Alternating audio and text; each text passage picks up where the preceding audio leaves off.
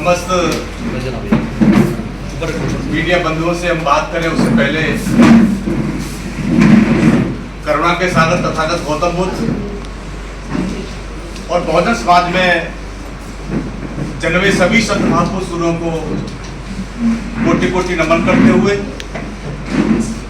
खासतौर से भारतीय संविधान के रचयिता बोधिसत्व बाबा साहब भीमराव अंबेडकर को नमन करते हुए बामसेफ DS4 और बहुजन समाज पार्टी के संस्थापक 21वीं सदी के महानायक माननीय कांशीराम साहब को कोटि कोटि नमन करते हुए बहुजन समाज पार्टी की राष्ट्रीय अध्यक्ष आबादी के हिसाब से देश के सबसे बड़े प्रदेश की 4 बार मुख्यमंत्री रही, सब समाज के मान सम्मान स्वाभिमानी प्रतीक आदरणीय बहन जी का सम्मान करते हुए बहन जी को अपना आदर्श नेता मानते हुए उनकी नीति में आस्था विश्वास रखते हुए साथियों आज हम सब लोग आज प्रेस के माध्यम से जो आप लोगों को संबोधित करने वाले हैं, आज के इस कार्यक्रम के मुख्य अतिथि दिल्ली प्रदेश बहुजन समाज पार्टी के सेंटर कोऑर्डिनेटर के साथ साथ देश के अन्य प्रदेशों के भी सेंटर कोऑर्डिनेटर और दोस्तों हमारी पार्टी के राष्ट्रीय महासचिव और पूर्व में उत्तर प्रदेश के सर्वोच्च सदन के सम्मानित सदस्य रहे, MLC रहे और पूर्व में ही देश की सबसे बड़ी पंचायत सर्वोच्च सदन के सम्मानित सदस्य रहे, राज्यसभा सांसद रहे, आदर सम्मान योग्य आदरणीय डॉक्टर अशोक सिद्धार्थ जी हमारे बीच में हैं, वो आपको संबोधित करेंगे, तमाम जानकारी आपको देने का काम करेंगे। उन्हीं की बराबर में बैठे हुए हमारे दिल्ली प्रदेश बहुजन समाज पार्टी के प्रभारी भाई सुदेश आर्या जी, दूसरे दिल्ली प्रदेश बहुजन समाज पार्टी के प्रभारी भाई एडवोकेट सुरेश सम्राट जी और दिल्ली प्रदेश के बहुजन समाज पार्टी के प्रदेश के उपाध्यक्ष सतीश चौधरी जी, तमाम हमारे सभी बहुजन मीडिया के सम्मानित साथी, सब मीडिया के हमें मीडिया बंधुओं सभी का आदर सम्मान करते हुए दोस्तों आज जैसा कि हम लोग यहाँ एकत्रित हुए हैं कि देश में लोकसभा का आम चुनाव चल रहा है, उसी के संबंध में आप लोगों को यहाँ आमंत्रित किया है। दिल्ली प्रदेश बहुजन समाज पार्टी के हमारे जितने दिल्ली प्रदेश में तमाम सारी सीटों पर बहुजन समाज पार्टी लड़ने का काम करेगी, विस्तार के साथ माननीय सांसद जी बताने का काम करेंगे। उसी संबंध में मैं निवेदन करता हूँ माननीय सांसद जी से, आपको संबोधित करेंगे माननीय सांसद जी। बहुजन समाज पार्टी की राष्ट्रीय अध्यक्ष आबादी के हिसाब से इस देश के सबसे बड़े सूबे उत्तर प्रदेश की 4 बार लोकप्रिय न्यायप्रिय जनप्रिय मुख्यमंत्री रही, संसद की शेरनी आयरन लेडी परम आदरणीय बहन कुमारी मायावती जी के दिशा निर्देश पर आज देश में हो रहे लोकसभा के आम चुनाव के लिए दिल्ली प्रदेश में बहुजन समाज पार्टी अपनी सभी सीटों पर चुनाव लड़ने का काम करेगी। जैसा कि आप सब लोगों को विदित है, बहुजन समाज पार्टी की राष्ट्रीय अध्यक्ष और बहुजन समाज पार्टी के नेशनल कोऑर्डिनेटर श्री आकाश आनंद जी न सिर्फ उत्तर प्रदेश बल्कि देश के तमाम राज्यों में बहुजन समाज पार्टी के समर्थन प्रत्याशियों के समर्थन में जनसभाओं को संबोधित कर रहे हैं और बड़े पैमाने पर माननीय बहन जी की जनसभाओं को, माननीय आकाश आनंद जी की जनसभाओं को विशाल जन समर्थन मिल रहा है। खास तौर से युवाओं का बड़े पैमाने पे उनको समर्थन मिल रहा है। उनके द्वारा जो मुद्दे उठाए जा रहे हैं माननीय बहन जी के द्वारा, माननीय आकाश आनंद जी के द्वारा, हमारे पार्टी के शीर्ष नेतृत्व के द्वारा, वो इस देश की 140 करोड़ लोगों के हितों की बात रखी जा रही है, जबकि दूसरी राजनीतिक पार्टियां सिर्फ और सिर्फ वोट पाने के लिए या तो लुभावने वादे कर रहे हैं वो ये नहीं बता रहे हैं कि उन्होंने, कोई कहता है कि हमने 50 साल 55 साल शासन किया, कांग्रेस पार्टी कहती है, कोई कहती है हमने इतने साल शासन किया है। वो अपने 55 साल का किए गए कार्यों का विवरण नहीं दे रहे, ये अपने 10 साल और पिछली सरकारों का शासन का विवरण नहीं दे रहे, बल्कि जनता को भरमाने के लिए वो अगले 2047 की बात जनता से करते हैं। और किस स्तर पर दोनों पार्टियां अपने अपने के नेता लोग भी बात करने में करते हैं, वहीं दूसरी तरफ आदरणीय बहन जी अपने चुनावी जनसभाओं को संबोधित करते हुए अपनी चारों बार की सरकारों में की गई विकास की बातों को, इस देश के बहुजन समाज के साथ साथ सर्व समाज के गरीब शोषित लोगों के हक और हकूक की बात करती है। उसी क्रम में बहुजन समाज पार्टी यहाँ पर दिल्ली प्रदेश, जो राष्ट्रीय राजधानी क्षेत्र दिल्ली है, उसमें सभी 7 सीटों पर चुनाव लड़ेगी, जिसमें आज हम अपने प्रदेश के प्रदेश अध्यक्ष और प्रदेश प्रभारी सुजीत सम्राट, एडवोकेट सुजीत सम्राट जी, प्रदेश प्रभारी स्वदेश आर्या जी, उपाध्यक्ष भाई सतीश चौधरी जी, सब लोगों की आम सहमति के साथ प्रदेश के जिले के, प्रदेश के जो जोन क्षेत्र हमारा बटा, उनके सभी सम्मानित पदाधिकारियों की आम सहमति के बाद 7 में से 6 लोकसभा सीटें आज हम लोग घोषित करने जा रहे हैं, और 1 लोकसभा सीट 1 से 2 दिन में, क्योंकि वहाँ पे कंपटीशन थोड़ा टफ था, इसलिए 1-2 दिन में आप लोगों को घोषित करके बता दी जाएगी।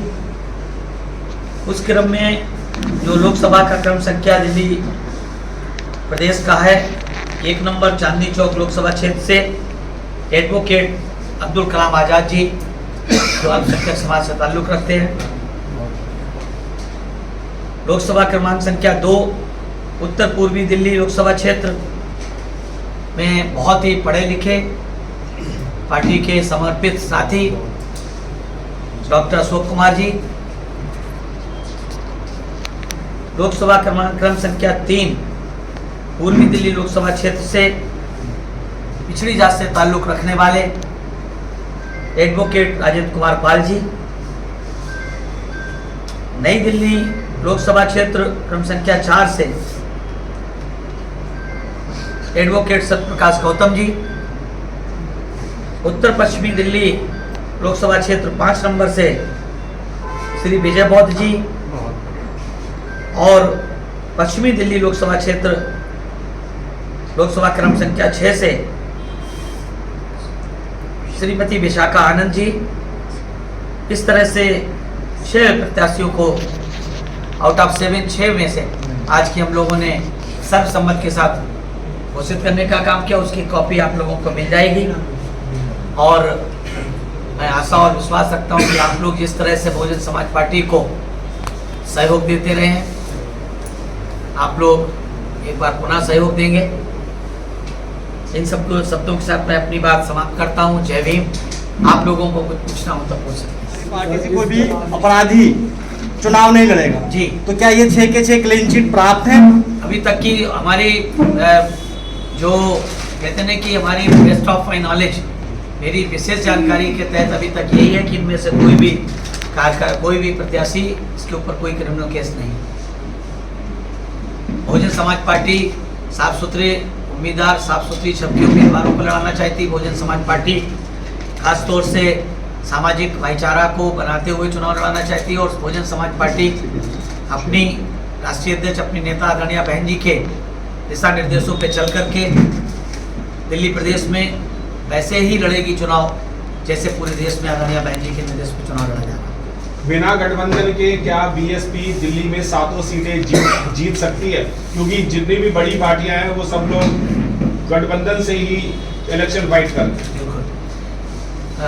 जहाँ तक आपने कहा कि बिना गठबंधन के क्या बहुजन समाज पार्टी 7 सीट जीत सकती है, तो ये तो अतिशयोक्ति होगी कि हम कह दें हम 7 जीत जाएंगे, तो अतिशयोक्ति ही होगी। लेकिन इतना हम जरूर बताना चाहते हैं कि बहुजन समाज पार्टी की राष्ट्रीय अध्यक्ष आदरणीय बहन जी ने एक बार नहीं सैकड़ों बार की प्रेस कॉन्फ्रेंस के माध्यम से हमारे नेशनल कोऑर्डिनेटर महोदय ने अपने स्पीचेस में, अपनी मीडिया को संबोधन में, या उन्होंने जो मीडिया से बात की उनके माध्यम से बताने का काम किया है कि बहुजन समाज पार्टी ने प्री पोल अलायंस 1993 में समाजवादी पार्टी के साथ किया था, 1996 में कांग्रेस पार्टी के साथ किया था और 2019 में फिर से समाजवादी पार्टी के साथ किया।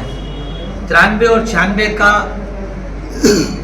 और 2019 का रिजल्ट इस बात को साफ साफ बताता है कि बहुजन समाज पार्टी जब भी किसी भी राजनीतिक पार्टी से अलायंस करके चुनाव लड़ती है, चाहे जिस प्रदेश में हो। कर्नाटक में हमने लड़ा जेडीएस के साथ लड़के, जेडीएस के बाकी मीडिया ने बताया कि बीएसपी की वजह से जेडीएस के 13-14 सीटें जीती। हम लोगों ने कहीं भी जिसके साथ लड़ा उनकी सीटें तो जीती, उनको तो फायदा मिला, लेकिन बहुजन समाज पार्टी को उसका फायदा नहीं मिला। ये 93 का, 96 का, 2019 का और 2018 का कर्नाटक का अनुभव मेरा व्यक्तिगत अनुभव भी है, जिसे मैं बहुत अच्छी तरीके से, मेरी नेताजी आदरणीय बहन जी के निर्देश हैं और उन्होंने इस बात को बताया भी है। हमारा वोट तो चला जाता है, उससे दूसरी पार्टियों को हराने जुटाने का काम तो हो सकता है, लेकिन हमको इसका फायदा नहीं मिलता है। इसलिए आदरणीय बहन जी ने बहुत स्पष्ट रूप से प्रेस के माध्यम से बताने का काम किया। उसी बात को हम दोहराना चाहते हैं कि हम लोग बिल्कुल पूरे देश में सबसे ज्यादा सीटों पे चुनाव लड़ने वाली पार्टी इस देश में बहुजन समाज पार्टी है। सर, लेकिन कर्नाटक में तो आपके विधायक जीते थे उस टाइम। अब जो हमारा विधायक जीते हैं क्या? कर्नाटक गठबंधन की वजह से ही साथ जीते थे? नहीं, और मंत्री भी बने थे, शिक्षा मंत्री। गठबंधन की वजह से बिल्कुल वो नहीं जीते। तो अगर आप वहाँ का रिजल्ट उठा करके देखेंगे, जो सीट गठबंधन में उन्होंने हमें दी थी, उस सीट पे हम उससे पहले वाले 3 चुनाव में हम जेडीएस से कम 10 गुना ज्यादा वोट पाए थे। लेकिन सर उसके बाद इलेक्शन हो चुका है ना, पूरी बात खत्म हो जाएगी, पूरी बात पूरी सुन लीजिए ना। जिस चुनाव में हम उनके साथ लड़े थे, उस चुनाव से पहले वाले चुनाव में जेडीएस को 6000 वोट मिला था और हमको 38000 वोट मिला था, ठीक है। लेकिन जब 2018 में जेडीएस के साथ समझौता हुआ तो हमको 72000 वोट मिला, यानी कि जेडीएस का उसमें वोट बहुत ज्यादा हमारा प्लस नहीं हुआ था, बल्कि हमारी वजह से मांड्या में, मैसूर में, टुमकुर में, कोलार में जेडीएस को फायदा हुआ। और बाकी मीडिया ने कहा कि बीएसपी तो ये सीट वैसे ही जीत जाती, उनको ज्यादा सीटों पे लड़ते तो उनका वोट बैंक भी बढ़ता। ये स्पष्ट है और हमने इस बात को अनुभव किया। मैं वहाँ 13-14 साल से कर्नाटक को देख रहा हूँ। सर दिल्ली की बात करें तो दिल्ली में मान्यवर काशीराम साहब ने भी लोकसभा का इलेक्शन लड़ा था, वो भी जीत नहीं पाए थे। तो क्या लगता है कि दिल्ली में आपके 7 कैंडिडेट 2024 में जीत जाएंगे? हमने आपसे अभी कहा कि 7 कहना अतिशयोक्ति होगी, लेकिन राजनीति भी बिल्कुल समुद्र की लहरों की तरह उतार चढ़ाव लगा रहता है। डेमोक्रेसी में मिरेकल होते देर नहीं लगती है। सर ओपनिंग होगी क्या? बिल्कुल होगी, बिल्कुल होगी। जनता बीजेपी, कांग्रेस, आम आदमी पार्टी तीनों से बहुत दुखी है। तीनों की पोल खुल रही है। तीनों ने इलेक्ट्रोल बॉन्ड में पैसे लेने का काम किया, तीनों घोटाले में फंसे। बीएसपी ने इलेक्ट्रोल बॉन्ड में 1 रुपया किसी उद्योगपति, पूंजीपति, धन्ना सेठ से लेने का काम नहीं किया। ये इस बात का प्रमाण है कि बीएसपी से ज्यादा क्लीन, साफ सुथरी पार्टी, कार्यकर्ताओं के दम पे चलने वाली पार्टी है। बहन मायावती कोई सभा होने वाली है दिल्ली में, क्या हमारे लोगों का प्रयास है, चूंकि आदरणीय बहन जी का चुनाव प्रचार पूरे देश में होगा और दिल्ली चूंकि राष्ट्रीय राजधानी क्षेत्र है, हमारा प्रयास हो पूरी तरह से, पूरी हमारी टीम का प्रयास है और अभी तक का आश्वासन भी है कि बहन जी और आकाश आनंद जी यहाँ पर दिल्ली में प्रचार के लिए जनसभा करेंगे। एक सवाल है, 2019 में पश्चिमी दिल्ली में 13,500 वोट पड़े थे, तो आप किस आधार पर यानी कह रहे हैं जमानत भी नहीं बचा पाए थे आप? देखिए, बहुत सी किसी जमाने में बीजेपी की 2 सीटें होती थी, आज वो 303-400 पार की बात करती है। किस आधार पर कहती थी? वो आधार कोई होता राजनीति में कोई आधार नहीं होता है। जनता जिस कांग्रेस को लोग कहते थे कि कांग्रेस से कुत्ता भी खड़ा होता है वो भी जीत जाता है, वही कांग्रेस 77 में जनता ने बिना कहे सबको हरा के कांग्रेस को वापस भेज दिया था और वही कांग्रेस 80 में पलटवार करके थम्पिंग मेजॉरिटी में वापस आ गई। तो राजनीति में ये कहना असंभव है कि हमारा पिछला क्या था और आगे क्या होगा।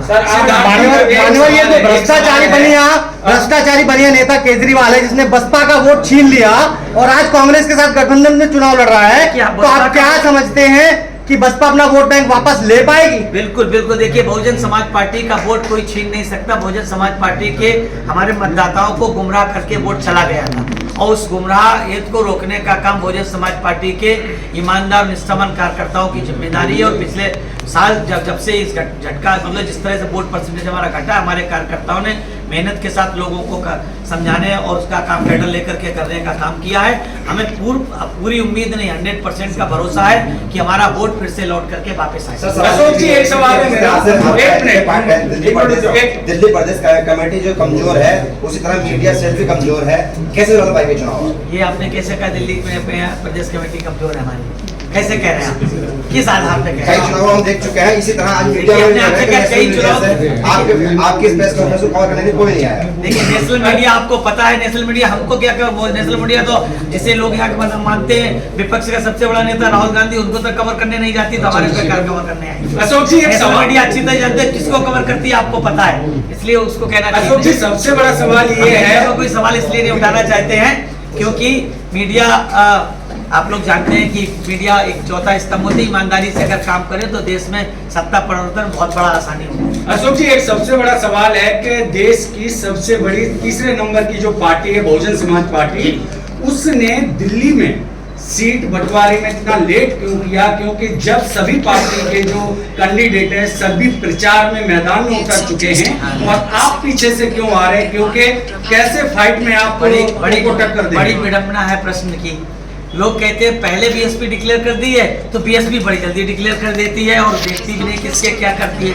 और बीएसपी सोच समझ के कार्यकर्ताओं की मंशा जान करके डिक्लेयर कर रही है आसानी से कि मजबूत हो प्रत्याशी और ना बैठने वाला ना बिकने वाला अच्छा चुनाव लड़ने वाला प्रत्याशी हो, तब आप कह रहे हैं देर से क्यों कर रही है? प्रचार का टाइम नहीं बचा ना ज्यादा। देखिए बहुजन समाज पार्टी पूरे साल प्रचार करती है।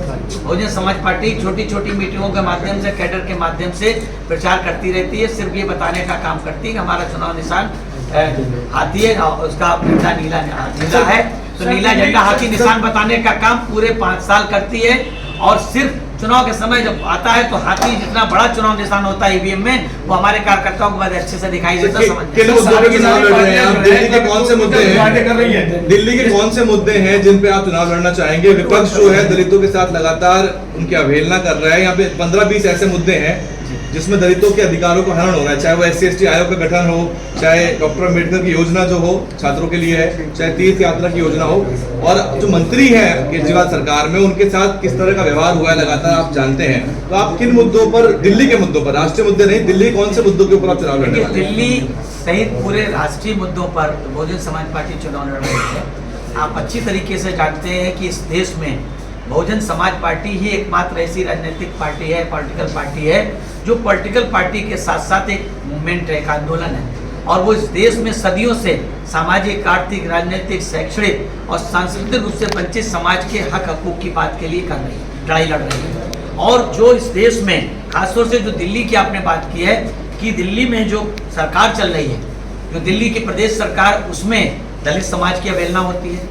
उसमें कहने को वो स्कूल और मोहल्ला क्लिनिक की बात करते हैं, लेकिन उनके जाकर के आप देखिए उनमें पोस्टिंग को लेकर के और बाकी लोगों को सुविधाएं देने से लेकर के उसमें भी SC/ST, OBC और माइनॉरिटी के लोगों की अवहेलना होती है। यही सरकार है जिसकी सरकार बनने के बाद जिसे बड़े पैमाने पे माइनॉरिटी ने वोट दिया था, SC के समाज के लोगों ने, बैकवर्ड समाज के लोगों ने वोट दे करके वो थम्पिंग मेजॉरिटी में आम आदमी पार्टी की सरकार बनाई थी। लेकिन कितने दिनों के बाद वो दिल्ली प्रदेश में बड़ा दंगा हुआ, कितने लोग हताहत हुए, कौन लोग हुए उसमें? दलित और मुस्लिम अल्पसंख्यकों के अलावा कौन उसमें हताहत हुआ? तो ये सरकार ने तो हमेशा ही दलित, और सही बात तो ये है कि लोग चाहे कुछ भी कहें या ना कहें, इस प्रदेश की सरकार हो चाहे केंद्र की सरकार हो, चाहे पहले की सरकारें हो चाहे वर्तमान की सरकारें हो, इस देश के 85 से 90% बहुजन समाज के हक हकूक की बातें तो करती हैं। वो उनके लिए नीतियां तो बनाने का काम करती हैं, लेकिन उनको जमीनी हकीकत पे उतारने का काम नहीं करती हैं। कांग्रेस ने भी तमाम तरह की नीतियां बनाने का काम किया। अगर उसने सही मायने में, कांग्रेस ने भी जो सबसे ज्यादा शासन किया, अगर उस ईमानदारी से उसने सत्ता चलाई होती, तो जो बाबा साहब के, भारतीय संविधान निर्माता बाबा साहब ने जो भारत के संविधान में इस देश के सर्व समाज के लोगों के साथ साथ 85 से 90% बहुजन समाज के अधिकार देने का काम किया था, चाहे वो रिजर्वेशन का अधिकार हो, चाहे वो SC/ST एक्ट को लेकर के अधिकार हो, अगर ईमानदारी से उन्होंने किया होता शिक्षा और राजनीतिक क्षेत्र में अधिकार, शिक्षा और सरकारी नौकरियों में आरक्षण की बात, तो आज साथियों जो आप देखते हैं हमारे मीडिया के साथी कि जो रिजर्वेशन 15% केंद्र सरकार की नौकरियों में है, 7.5%, 15% एससी का, 7.5% एसटी का और 27% ओबीसी का, आप उसका रिकॉर्ड उठा करके देख लीजिए कि आज तक आज़ादी की हम 75वीं वर्षगांठ मना चुके हैं और आज तक वो 50% से ज़्यादा लागू नहीं हुआ अभी तक। इसके लिए कौन जिम्मेदार? सबसे ज़्यादा शासन करने वाली कांग्रेस और उसके बाद शासन करने वाली भारतीय जनता पार्टी। और दिल्ली में जो बैकलॉग है, दिल्ली में SC ST के ऊपर जो अन्याय अत्याचार और दिल्ली में इस सरकार के रहते तमाम और घटनाएं घटी हैं, उसके लिए कौन जिम्मेदार? आपने कभी आंदोलन नहीं किया? सर आप आंदोलन क्यों नहीं करते? काशीराम के टाइम में बड़े आंदोलन होते थे, 5 सालों में अभी आपके आंदोलन नहीं दिखते। पिछले 5 सालों में सर जंतर मंतर पे कब पहुंचे आप? आपने कब आंदोलन किया? सफाई कर्मी मरे, सीवर कर्मचारी मरे, कॉन्ट्रैक्ट कर्मी जो है उनकी नौकरी खतरे में है, ट्रैफिक मार्शल है, तो यहाँ पे लाखों लोग हैं जो जिनका आपको वोट चाहिए, लेकिन आप उनके आंदोलन नहीं करते। नहीं, सफाई कर्मियों के जो धरना प्रदर्शन था उसमें मैं खुद भी गया, ये आपको किसी ने गलत बताया। जंतर मंतर आखिरी बार सर कब जाना? नई बात सुनिए, नई बात जंतर मंतर पे और उस पर बैठने के लिए बहुजन समाज पार्टी की आदरणीय बहन नेता आदरणीय बहन जी ने बहुत स्पष्ट रूप से लंबे समय तक इसका बहुत डीपली अध्ययन करने के बाद जब हमने 2 अप्रैल के चुनाव को, 2 अप्रैल की घटना को लेकर के, 2 अप्रैल में जो धरना प्रदर्शन हुआ था SC ST एक्ट को लेकर पूरे देश में, उसमें BSP ने सबसे ज़्यादा बढ़ चढ़ के हिस्सा लिया था। और पूरे देश का इतिहास उठाकर देख लीजिए, कश्मीर से लेकर कन्याकुमारी तक का, वहाँ पे, या फिर आप इधर पोरबंदर से लेके और बंगाल तक का उठा के देख लें इतिहास आपके, तो मैं आपको एक बात बताना चाहता हूँ, सबसे ज़्यादा उस पर एट्रोसिटी जो उनके ऊपर हुई है, एक केस लगे हैं वो SC ST BSP के वर्कर्स के ऊपर लगे। खास तौर से धरना प्रदर्शन तो सब लोगों ने उसमें सहयोग किया था, लेकिन सबसे ज्यादा उत्तर प्रदेश में देख लीजिए, चाहे जाओ सब बहुजन समाज पार्टी के कार्यकर्ताओं को मध्य प्रदेश में, राजस्थान में, कर्नाटका में, तमिलनाडु में, हम जहां मैं तो कम से कम बंगाल में सबसे ज्यादा किस पे धरना प्रदर्शन में केस लगे? बहुजन समाज पार्टी के कार्यकर्ताओं पे। तो मैं आपको बताना चाहता हूँ, सुन लीजिए, पूरी बात खत्म हो जाए कहिएगा। मैं आपको पूछना चाहता हूं, अगर आपका बेटा है, आपका भाई अगर धरना प्रदर्शन में जेल चला जाता है, तो क्या आपका पड़ोसी भी फिर आपको पार्टी के समर्थन धरना प्रदर्शन के लिए आता है? तो सर इसलिए नहीं आता है। अपराध है? नहीं, अपराध नहीं है, लेकिन हम धरना प्रदर्शन के लिए दूसरा तरीका अपनाते हैं ना। देश भर में जहां एट्रोसिटीज होती है, बहुजन समाज पार्टी के वरिष्ठ लीडर आदरणीय बहन जी के दिशा निर्देश पे उनको लीगल एड देने का काम करते हैं, फाइनेंशियल एड देने का काम करते हैं, उनकी लड़ाई कानूनी तौर पे लड़ने का काम करते हैं। जरूरी इसलिए सबको पता है, ये दिखता नहीं दिखता। ये BSP दिखाने में विश्वास नहीं करती है, इसीलिए BSP अपनी पार्टी का मैनिफेस्टो जारी नहीं करती है। मैनिफेस्टो झूठा होता है, ये सब दिखाने वाले झूठे होते हैं। बहुजन समाज पार्टी समाज के हित में खड़ी रहती है, उनके लिए लड़ाई लड़ती है और लड़ने का ही काम। आप एक बात बताइए, हाथरस कांड के लिए तमाम नाटक नौटंकी हुई, उनकी लड़ाई किसने लड़ी? सबसे ज्यादा BSP ने लड़ने का काम किया, सबसे ज्यादा BSP। राजस्थान में झगड़ा, राजस्थान में उस बच्चे को स्कूल में पानी पीने के पीछे मारा गया, उसके बाद वो बेचारा मर गया, उसके लिए लड़ाई किसने करी? आर्थिक सहायता किसने की? लोग बड़े बड़े तमाशा करने गए, बड़ी बड़ी भीड़ लेके गए, लेकिन उसकी मदद करने का काम नहीं किया। बल्कि उस धरना प्रदर्शन, उस आंदोलन की वजह से जो लोग जेल चले गए, हमारे कार्यकर्ता, दलित समाज के लोग, पिछड़े समाज के लोग, उनके घर वालों को पूछने नहीं गए ये लोग धरना प्रदर्शन कराने वाले। लेकिन मैं यहाँ पर ही आपको रोकना चाहूंगा, दिल्ली के अंदर 9 साल की लड़की के साथ बलात्कार किया गया, लेकिन पार्टी के लोग वहां पर गए, लेकिन उस पर पूरी तरह से नहीं करी। लेकिन हमारी पार्टी की तरफ से हमारे प्रदेश के प्रभारी खुद सुरेश आर्या जी मुद्दे पर पीछे नहीं गए। आपको लगता है क्योंकि हम लोग मीडिया में बहुत ज्यादा इसको नहीं करते हैं, इसलिए। एक सवाल मेरा आपसे है, दिल्ली की जनता फ्री बिजली पानी राशन पर वोट देती है, गरीब गुरबा वोटर है BSP का। हाँ। आप उसके लिए क्या खास लेकर आए कि वोटर आपकी तरफ आ लगता है आपने बहन जी की प्रेस कॉन्फ्रेंसेस, बहन जी की स्पीचेस और चीजें नहीं सुनी है आपने। अगर ये सुनी होती, अरे दिल्ली नहीं पूरे देश की बात करिए, दिल्ली हमारा थोड़ी अकेले है, पूरा देश। बहन जी ने क्या कहा है? हम लोगों को फ्री दे करके उन्हें लाचार नहीं बनाना चाहते, उन्हें गुलाम नहीं बनाना चाहते, हम उन्हें उनके पैरों पर खड़ा करना चाहते हैं। बहन जी ने उत्तर प्रदेश में करके दिखाया। उत्तर प्रदेश में 4 बार की सरकार में आप विशेष तौर से, चाहे 2002 की सरकार देख लीजिए, 2007 की सरकार लीजिए, लाखों की संख्या में नौकरी देने का काम किया, उनको लाचार नहीं बनाने का काम किया, उनको 2 कमरे के पक्के मकान देने की शुरुआत इस देश में किसी भी मुख्यमंत्री ने की है तो बहुजन समाज पार्टी की राष्ट्रीय अध्यक्ष आदरणीय बहन जी ने की। सुन लीजिए पूरी बात, फिर बताइएगा, आपका जवाब भी दे देंगे। दूसरी बात, उत्तर प्रदेश पहली बार, जो अभी 1 लाख की बात कर रहे हैं ना कांग्रेस वाले कि 1 लाख इतनी महिला मुखिया को, परिवार महिला को दे 1 लाख देने का, बहन जी 2007 से 12 की सरकार में 2008 में अपने जन्मदिन पे गरीब के घर में पैदा हुई बेटी को उन्होंने ये नहीं देखा था कौन गरीब है, किस जात धर्म मजहब का गरीब है, उन्होंने सिर्फ गरीब की बेटी पैदा हुई तो कलेक्टर बाकायदा अपने रिप्रेजेंटेटिव को भेज के उसको 1 लाख का सर्टिफिकेट देता था कि जब 18 साल की होगी तो उसे 1 लाख रुपया मिलेगा। तो लखपति बनाने का काम इस देश में अगर किसी ने किया है सबसे पहले किसी गरीब की बेटी को तो बहुजन समाज पार्टी ने किया। सर एक अभी मैं बुलंदशहर की घटना आपको शेयर कर रहा हूँ। बुलंदशहर में गिरीश जाटव इलेक्शन लड़ रहे हैं, वहाँ पर भाजपा के कुछ जो अपना शेड्यूल कास्ट बाहुल क्षेत्र था कोई गाँव, वहाँ पर वो उनको फोर्स कर रहे थे कि आप उसको समर्थन करिए बीजेपी को। तो वहाँ एक लड़के ने सीधा उनको साफ मना कर दिया और उस लड़के को भाजपा के गुंडों द्वारा, क्रिमिनल लोगों द्वारा बदतमीजी की गई, उसका सर फूट दिया गया। गिरीश जाटव की अभी तक मुलाकात नहीं हो पाई है। ऐसे कैंडिडेट पे साथ में हमारे समाज के लोग कब तक काम करेंगे? मेरे संज्ञान में नहीं, आपने मेरे संज्ञान डाला, मैं आज ही बात और वो अभी मेरे से हेल्प मांग रहे हैं। आज मुझे नंबर दे दीजिए अभी इसके मुझे, मैं उसको बात करूंगा और मैं बात करके उनको दिल्ली के मुद्दे पर ही बात करना चाहता हूँ। एक रविदास मंदिर आंदोलन ऐतिहासिक जिला तुगलकाबाद में उस पे बसपा का 3 बार गया, मैं खुद 3 बार गया। उस पे आम चुनाव में बसपा का क्या रुख है? पता करिए यहाँ पे जो नगीना में सर नगीना में अगर सारी पार्टियां संगठन के बोले कि भाई केस दर्ज होगा, प्रोटेस्ट नहीं होगा, हम सारी पार्टियों की बात नहीं कर रहे। नहीं, लोकतंत्र की बात से लोकतंत्र कैसे खत्म हो जाएगा? देखिए हम प्रोटेस्ट को मना नहीं कर रहे हैं, हम प्रोटेस्ट में अपने लोगों को इसलिए नहीं झोंकना चाहते हैं कि हमारी पार्टी के ऊपर सबसे ज्यादा, चाहे कांग्रेस हो, चाहे बीजेपी हो, चाहे आम आदमी पार्टी हो, अगर शांतिपूर्वक धरना देंगे सर। अरे शांतिपूर्वक में भी भाई हमारे लोग 2 अप्रैल को शांतिपूर्वक ही धरना दे रहे थे, कहाँ झगड़ा कर रहे थे वो? उन पर झगड़े का तो आरोप लगाया गया भाई। लेकिन फिर सर इसका सोल्यूशन क्या है? इसका सोल्यूशन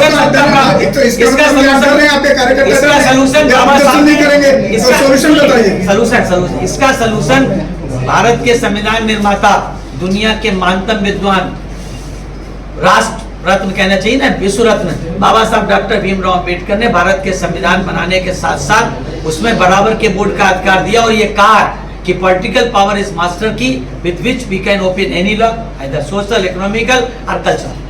आप सत्ता की राजनीतिक गुटली को प्राप्त कर लीजिए, इन सारी चीजों का सोल्यूशन हो जाएगा। उत्तर प्रदेश में हमारी 4 बार की सरकार देख लीजिए, 1.5 लाख गुंडे, 1,45,000 गुंडों माफियाओं को जेल भेजने का काम गंज जी ने किया था। 4 बार की सरकार में कभी भी सांप्रदायिक दंगा नहीं हुआ उत्तर प्रदेश में, सबकी सरकारों में हुआ, उत्तर प्रदेश सहित तमाम राज्यों में हुआ। सिर्फ सत्ता प्राप्ति इसका सिर्फ सोल्यूशन है। नगीना में जिस तरह से ऐसाबंदी तत्वों ने पट्टा पहनाया था जबरदस्ती, दिल्ली में कैसे रोकेगा? देखिए दिल्ली में देखिए हम लोग रोकने में सब चीज सर काम बहुजन समाज पार्टी का कार्यकर्ता हर कार्यक्रम हर काम में सक्षम है।